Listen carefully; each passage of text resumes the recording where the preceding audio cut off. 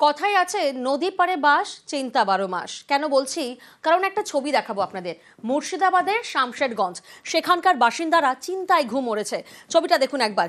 কিভাবে দেখুন নদীর সামনে বাড়িটি ঝুলছে, অর্থাৎ নদী পাড়ে ভয়াবহ ভাঙন, আর সেই ভাঙনের জেরে রীতিমতো আতঙ্কে রয়েছেন স্থানীয়রা। গভীর রাতে গঙ্গায় তলিয়ে গেল 8 থেকে 10টি বাড়ি। কোনো রকমে প্রাণে বাঁচলেন সেখানকার বাসিন্দারা। নদীতে তলিয়ে গিয়েছে গবাদি পশু, গাছ। যে ছবি এই মুহূর্তে আপনারা দেখছেন, গঙ্গা লাগোয়া পুরনো মন্দির, সেই মন্দিরের পাথর। দেখুন গতকাল রাতের ছবি, কিভাবে কোনো রকমে প্রাণে বেঁচেছেন বাসিন্দারা। মুর্শিদাবাদের শামশেরগঞ্জ, ভয়াবহ ভাঙন।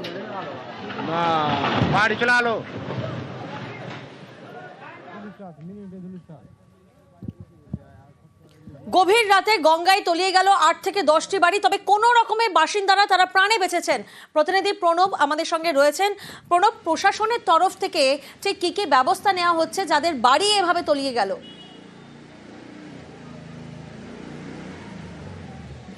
দেখো, এইভাবে ভাঙনটা চলছে গত 4 বছর ধরে। শামশেরগঞ্জ, ফরাক্কা এবং সুতির বিভিন্ন যে গঙ্গা তীরবর্তী এলাকাগুলো রয়েছে, সেই যে গ্রামগুলো, সেই জনপদ একে একে কিন্তু গঙ্গা গর্ভে তলিয়ে যাচ্ছে। গতকাল ভোর রাত থেকেও কিন্তু শুরু হয়েছে একইভাবে ভাঙন। যখন মানুষজন শুয়েছিল, ঘুমিয়েছিল, ঠিক সেই সময়তে আবার ব্যাপকভাবে ভাঙন শুরু হয়।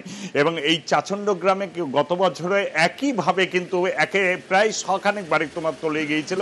আবারও কিন্তু গঙ্গার জলস্তর বৃদ্ধি হওয়ার সঙ্গে সঙ্গে সেই একইভাবে ভাঙন শুরু হয়েছে। এবং কারোর বাড়ি তলিয়ে গিয়েছে, কারোর জমি তলিয়ে গিয়েছে, কারোর গাছ, যে লিচু গাছ ছিল সেই সমস্তগুলো। এবং শুধু তাই নয়, গবাদি পশু যেগুলো তোমার গোয়াল ঘরে বাঁধা ছিল, সেই গোয়ালের মধ্যে থেকে হঠাৎ করে তলিয়ে যাওয়ার ফলে সেই গরুকেও ছেড়ে দিতে পারেনি। তার ফলে গরুরও কিন্তু শরীর সমাধি হয়েছে, চলে গিয়েছে। এই যে ছবি, সেই ছবি কিন্তু গত 4 বছর ধরে চলছে। এই শামশেরগঞ্জ বিভিন্ন যে গঙ্গা তীরবর্তী এলাকা রয়েছে সেই সমস্ত গ্রামগুলোতে।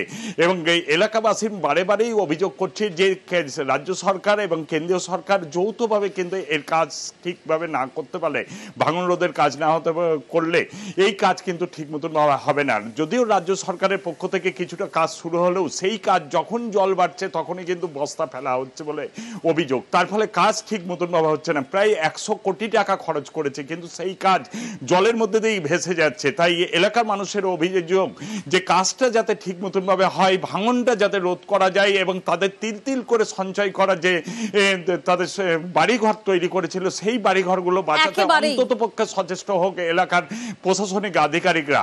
না হলে কিন্তু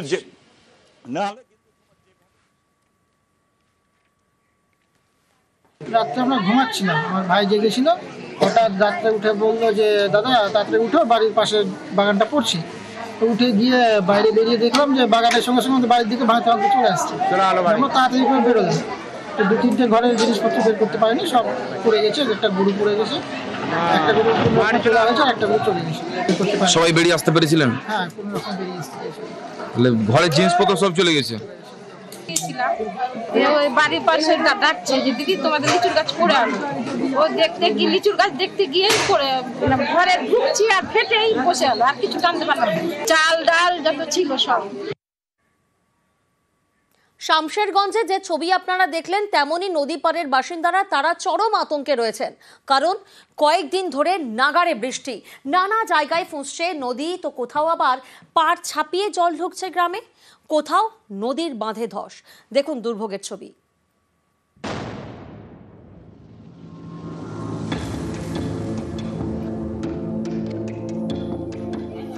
কয়েকদিন ধরে দফায় দফায় বৃষ্টি। মালদায় গঙ্গা এবং ফুলাহার নদী ফুঁসছে। রতুয়ার মহানন্দা টোলা এবং বিলাইমারি গ্রাম পঞ্চায়েতের বিস্তীর্ণ এলাকা জলমগ্ন, কোথাও আবার কুমোর সমান জল। বাসিন্দাদের উদ্ধারে নৌকার ব্যবস্থা করেছে প্রশাসন। মানিকচকের ভূতনিতেও একই ছবি। চণ্ডীপুর ও হীরানন্দপুর গ্রাম পঞ্চায়েতের বিস্তীর্ণ এলাকা জলমগ্ন।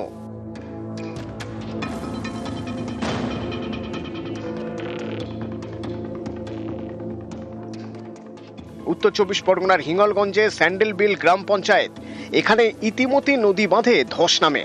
এতে নদী পাড়ে আতঙ্ক। স্থানীয়দের দাবি, টানা বৃষ্টির জেরে নদী বাঁধের মাটি আলগা হচ্ছে, আর তার জেরে বিপত্তি। নদীর ধারে এই 3 গাঙের মুখ বসে যাচ্ছে, তা ওরা ওই একটু টেম্পারারি মানে কাজ করে চলে যাচ্ছে। কেন তো ওদের কি কন্ট্রাক্টটা কি করে আছে বলবো, আমার কাজ করে না, ঠিকঠাক একদম কাজ করতেন না। আমার তাও বললাম শাল পাল্লা দাও, খাঁচা দাও, কিছু না।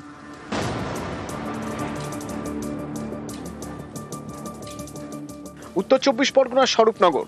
গত কয়েকদিন ধরে এখানে বৃষ্টির জেরে বেশ কয়েকটি এলাকা জলমগ্ন। বন্ধ লস্করপোতা অবৈতনিক প্রাথমিক বিদ্যালয়, জমা জলে বাসিন্দারা নাজেহাল।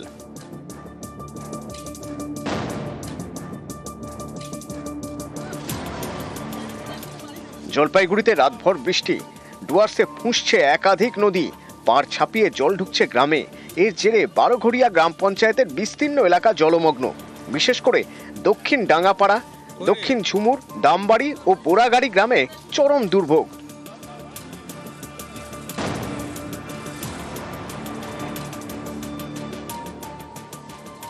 গঙ্গায় স্রোত, খুলে দেওয়া হলো ফরাক্কা ব্যারাজের 109টি গেট। প্লাবিত হওয়ার আশঙ্কা শামশেরগঞ্জ, সুতি এবং ফরাক্কার বিস্তীর্ণ এলাকা। আতঙ্কে নদী পাড়ের বাসিন্দারা, বিভিন্ন জায়গায় মাইকিং করে প্রশাসন। ফরাক্কা ব্যারাজের জল বিপদ সীমার উপরে রয়েছে, তাই আপনারা সতর্ক থাকুন, আপনারা জলে নামবেন না এবং বাচ্চাদের জলের ধারে যেতে দেবেন না।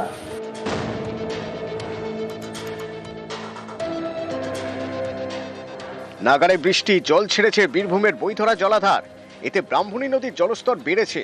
নলহাটি 1 এবং 2 নম্বর ব্লকের আকালিপুর, টিঠিডাঙ্গা সহ বেশ কয়েকটি গ্রামে ঢুকে নদীর জল। নদীর ভাঙা পাড় সারানোর কাজে হাত দেন স্থানীয়রা।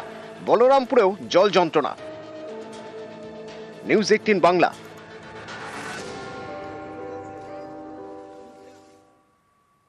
আর এবার দেখাবো মাটি ফেলে কিভাবে নিকাশি নালা ভরাট করা হচ্ছে। আর এর জেরে কি হচ্ছে? এর জেরে জল বেরোনোর পথ প্রায় বন্ধ। কাটোয়ায় বিঘার পর বিঘা চাষের জমিতে জল। মাথায় হাত কৃষকদের। তাদের অভিযোগের আঙুল জমির মালিকের দিকে। তিনি অবশ্য সেই অভিযোগ মানতে নারাজ।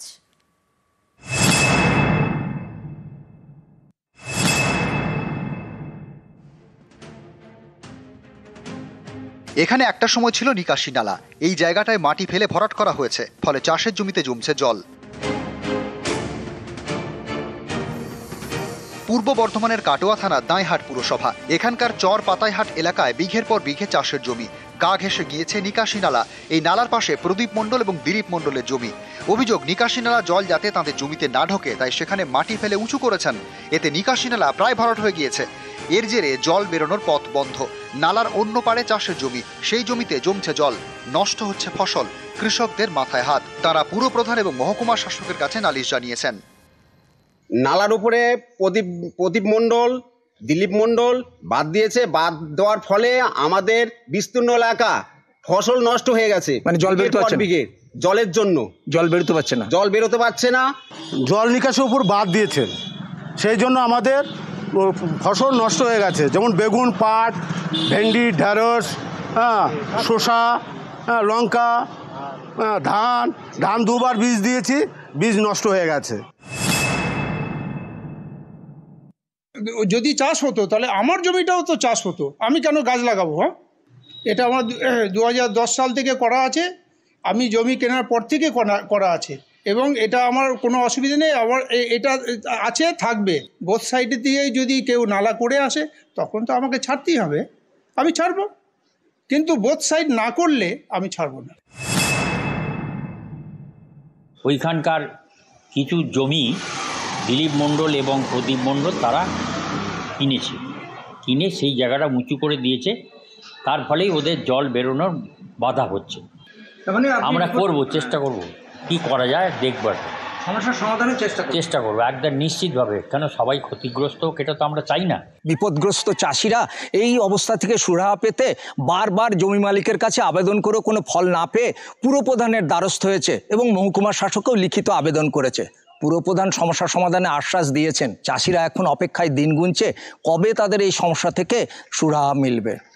চর পাতাইহাট থেকে রণদীপ মুখোপাধ্যায়, নিউজ 18 বাংলা, পূর্ব বর্ধমান।